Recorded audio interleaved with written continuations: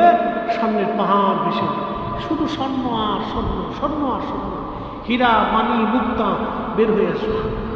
তখন মানুষ এই স্বর্ণ হীরা মানি মুক্তা নিয়ে যুদ্ধ করতে করতে 100 জনে 99 জন মারা যাবে, একজন মাত্র পৃথিবীতে বেঁচে থাকবে। সারা পৃথিবীতে প্রলয় হবে। এটা কিয়ামতের পূর্ব সময় আসবে, কিয়ামতের আলামতের সুকরা একবার শেষ পর্যায়ে। এটা খুব ভয়াবহ, এটা খুবই ভয়াবহ। পৃথিবীতে যুদ্ধ হবে, কি পরিমাণে যুদ্ধ সারা পৃথিবীতে চলবে আপনি চিন্তা করেন। মানুষ মরতে মরতে মরতে মরতে, বর্তমানে মানুষ আছে 800 কোটি। 800 কোটি মানুষের ভিতরে যদি এখন ফোরাত নদী শুকায় যায়, স্বর্ণ বের হয়ে আসে, 800 কোটি মানুষের ভিতরে আপনার মাত্র 8 কোটি মানুষ পৃথিবীতে বেঁচে থাকবে, বাদ বাকি মানুষ যুদ্ধ করতে করতে মরে যাবে। এই পরিমাণে যুদ্ধ ছড়িয়ে যাবে।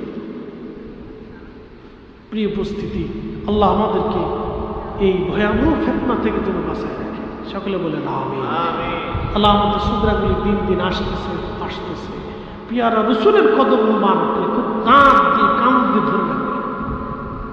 ইশকে রসুলের দামানকে, পতাকাকে খুব মজবুত করে ধরে রাখবে, সাবধানে যেন হাত থেকে ছুটে না যায়। ছুটে গেলেই আল্লাহর হাবিবের ইশকের পতাকাকে হাত দিয়ে এমন ভাবে চেপে ধরে রাখবেন যে ছুটে না যায়। পৃথিবীর কোন শক্তি আপনার হাত থেকে ধরে ছুটিয়ে না। এটা মনে রাখবেন। আল্লাহ আমাদেরকে ভয়াবহ ফিতনাগুলি থেকে হেফাজত করুন। সকলে বলে আমিন। মহান জওয়ান বলে দুরূদ পড়ি। আল্লাহুম্মা সাল্লি মাওলানা মুহাম্মদ ওয়া আলা আলিহি সাইয়্যিদিনা। আসেন একটু জবানটা খুলে দেয়, কিছু সময় আল্লাহর জিকির করি। পাহাড়ে আল্লাহর জিকির করে, গাছে আল্লাহর জিকির করে। আলাম তারা আন্নাল্লাহা ইয়াসজুদু লাহু মান ফিস সামাওয়াতি ওয়া মান ফিল আরদ। কোরআন বলতেছে আসমান জমিনে যাহা কিছু আছে, নবমণ্ডল ভূমণ্ডলে সব আল্লাহকে সিজদা দেয়। الشمس والقمر والنجوم والجبال والشجر।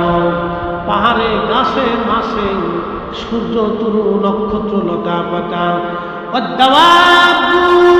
পশু পাখিরা পর্যন্ত, গবাদি পশু পাখিরা, ওয়াকাসীরুম মিনান নাস, এবং কিছু মানুষেরা আল্লাহর জিকির করে সব সময়, আল্লাহকে সিজদা দেয়। আসেন আমরা জবান খুলে কিছু সময় আল্লাহর জিকির আদায় করে দোয়া করবো।